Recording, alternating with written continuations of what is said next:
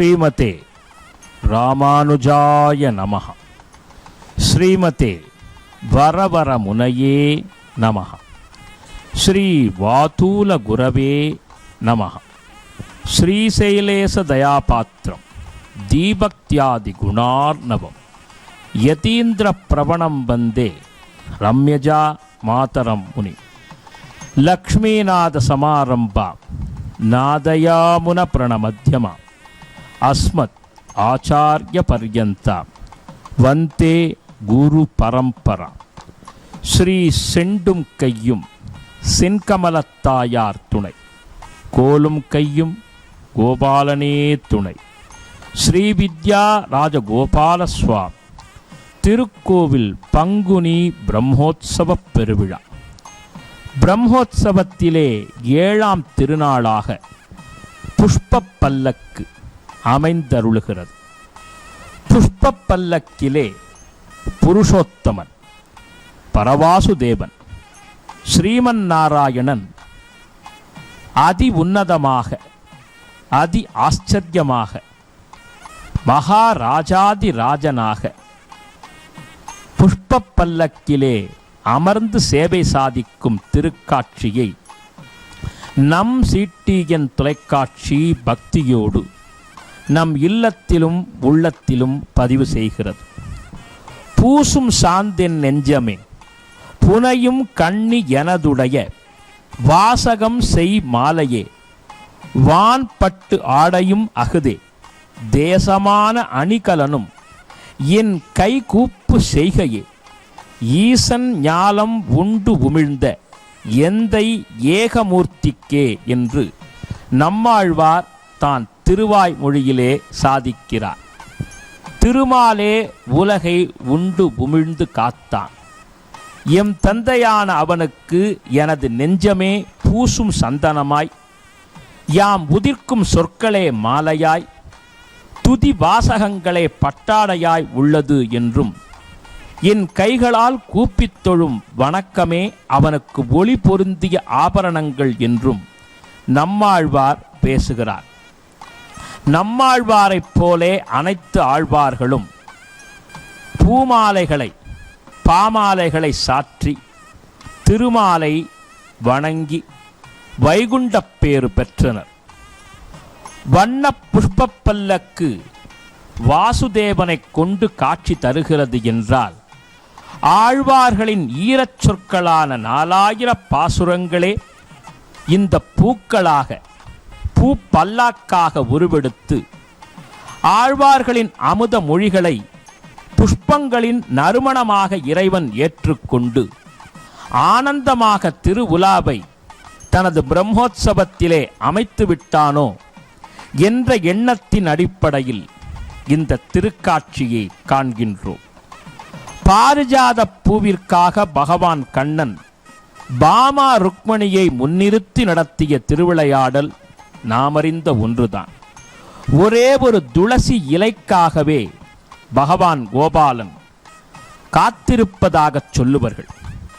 ஒரு துளசியை சமர்ப்பித்தாலே பகவானுக்கு பரமானந்தம். தாமரை மலரை பகவானின் கண்களாக, திருவாய் அதரமாக, திருமார்பாக, திருநாபியாக, திருக்கரமாக, திருவடியாக ஒப்பீடு செய்கின்றார்கள் ஆழ்வாராதிகள். நமது தலத்திற்கே ஜெண்பக ஆரண்யம் என்று பெயர். அதாவது ஜெண்பக மலரை பொழியக்கூடிய ஜெண்பக மரங்கள் நிறைந்த காடாகவே நமது தலம் இருந்தது ஒரு காலத்தில்.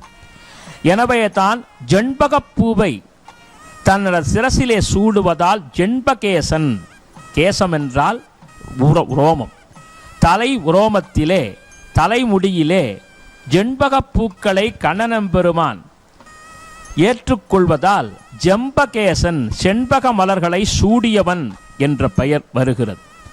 12 ஆழ்வார்களிலே முதல் ஆழ்வார்கள் எனப்படும் பொய்கையாழ்வார், பூதத்தாழ்வார், பேயாழ்வார் என்ற மூவருமே மலர்களில் அவதரித்தவர்கள்.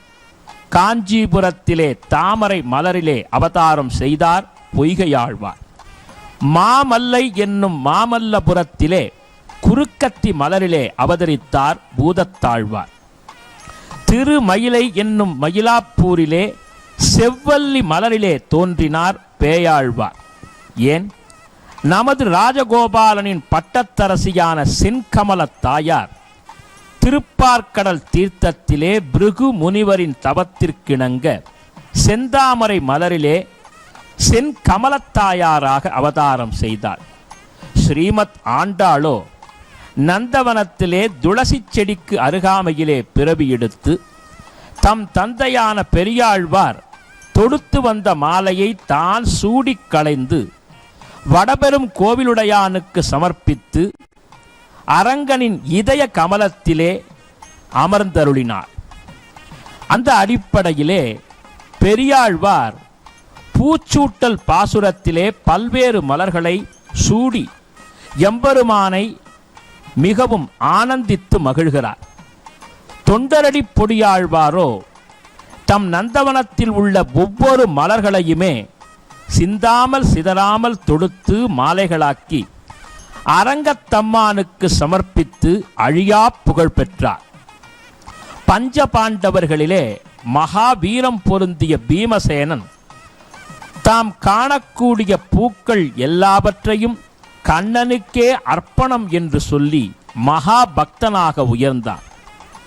சுவாமி ராமானுஜனுடைய அற்புதமான சீடராக விளங்கிய அனந்தாழ்வார் பகவானுக்காகவே திருமலையில் நந்தவனம் அமைத்து அதிலே பிரானும் பிராட்டியும் விளையாடி அந்த மலர்களே இன்றும் வேங்கடவனின் திருமேனியை அலங்கரிக்கின்றன.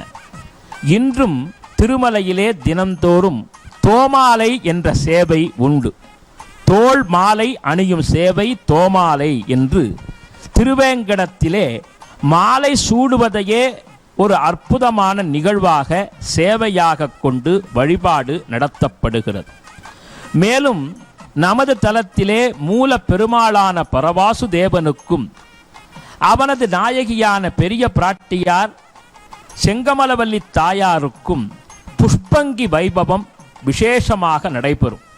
முக்கியமாக சிறப்பு மிகுந்த வகையிலே ஆடி மாதத்திலே வெள்ளிக்கிழமைகள் தோறும் நமது தலத்திலே பெரிய பிராட்டியாருக்கு புஷ்பங்கி, அதாவது பூக்களாலேயே அங்கி வஸ்திரம் சமர்ப்பிப்பது வழக்கம். நமது எம்பெருமான் பரவாசுதேவனுக்கு வைகுந்த ஏகாதசி உள்ளிட்ட முக்கிய நாட்களில் பாதாதி கேசம் வரை மலர்களாலே அங்கி சமர்ப்பிப்பது வழக்கம், பூவாங்கி சேவை என்ற அடிப்படையிலே. திருக்கச்சி நம்பிகள் பூவிருந்த வள்ளியிலிருந்து மலர் மாலைகளை தொடுத்து அதனால் மிக பெரும் பாக்கியத்தை தேவ பெருமாளிடத்திலே பெற்று அவரோடு பேசும் பாக்கியத்தை அவருக்கு தந்தருளினார். எனவே மலர்களின் மகத்துவம் என்பது அதன் நறுமணத்திலே உள்ளது. நமது மனித இதயத்திலே பகவானை கொண்டு துதிக்க வேண்டுமென்றால் நமது இதயமே நந்தவனமாக பிருந்தாவனமாக விளங்க வேண்டும். எனவேதான் இதய கமலத்திற்குள்ளே ஸ்ரீயப்பதியான பகவான் கமலாநாதனான கண்ணனெம்பெருமான் எழுந்தருளி நம்மை அனுக்கிரகிப்பார். ஒவ்வொரு நாளும் பகவானுக்கு தூய்மையான தேனை கொண்டு சமர்ப்பிக்க வேண்டும் என்பது பெரியோர்கள் நியமித்த விதி.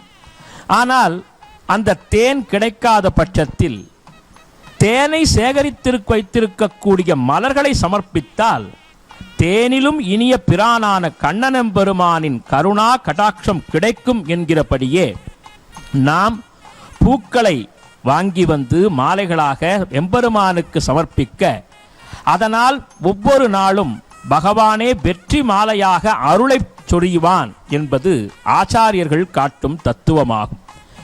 எனவே நறுமணம் மிகுந்த மலர்களை பரவாசுதேவனுக்கு, கண்ணனுக்கு, மன்னார்குடி மன்னனுக்கு சமர்ப்பிக்க வேண்டும். அந்த அடிப்படையிலே பக்தர் குழாம் 7ஆம் திருநாளிலே பூக்களையெல்லாம் பல்லாக்காக மாலைகளாக தொடுத்து அற்புதமாக இந்த பல்லக்கினை அமைத்து அதில் அமலன் ஆதிப்பிரானை எழுந்தருளச் செய்து திருவுலாவை நமது மன்னையம்பதி மக்கள் கண்டு இன்புறுகிறார்கள் என்றால் பக்தியின் வெளிப்பாடு இதிலே சிறப்பாக புலப்படுகிறது. ஒவ்வொரு பூக்களும் ஒவ்வொரு விதமான நறுமணம் கொண்டவை. எனவே அந்த நறுமணங்கள் தான் நல்வாழ்வை நமக்கு தருகின்றன. எனவே அந்த நல்ல மனம் கிடைப்பதற்கு மணமுடைய பூக்களை மாதவனுக்கு சமர்ப்பித்தால் வாழ்வே ஒப்பாரும் இக்காரும் இல்லாத வாழ்வாக அமைந்தருளும். இதனை உணர்த்துவதற்காகவே பிருந்தாவனத்திலே கண்ணனம்பெருமான் தன் நாயகியரோடு அமர்ந்து அந்த நறுமணத்தை ஏற்றுக்கொள்ளுமா போலே வண்ண புஷ்ப பல்லக்கை இங்கே அமைத்தருளி இருக்கிறார்கள். நமது ஜென்பகாரண்ய கஷேத்திரத்தில் இருக்கக்கூடிய பூக்கள் எல்லாம் மிக அற்புதமாக இங்கே வந்துவிட்டதோ, இந்த பல்லாக்காக மாறிவிட்டதோ என்ற எண்ணமே நம்முள் நிறைந்து விடுகிறது. எனவே நாம் பகவானிடத்திலே மலர் போன்ற வாழ்வு, அந்த மலருக்குரிய நறுமணமயமான நல்வாழ்வு பெறுவதற்கு எங்கள் இதயத்தையே பூக்களாக்கி உன் திருவடியிலே அர்ப்பணிக்கிறோம், நீயே எங்களுக்கு சகல சௌபாகியத்தையும் தர வேண்டும் என்று அந்த பரவாசுதேவனின் திருவடியை பற்றி கொண்டால் அவனுடைய அருளால் நம் வாழ்வு மலராக மலர்ந்து மனம் வீசும். அத்தகைய நிலை பெற கோபாலனின் பாதார விந்தங்களை பற்றுவோம். கமலா சரணாம்போஜ கௌஸ்துபாங்கித வக்ஷசே கல்யாண குண பூர்ணாய சம்பகேசாய மங்களம் ஸ்ரீமதே ரம்ய ஜாமாத்ரு முனீந்திராய மகாத்மனே ஸ்ரீரங்க வாசினி பூயாத் நித்யஸ்ரீ நித்ய மங்களம் என்று சொல்லி சரணாகதி செய்வோம். சர்வம் ஸ்ரீ கிருஷ்ணார்ப்பணமஸ்து.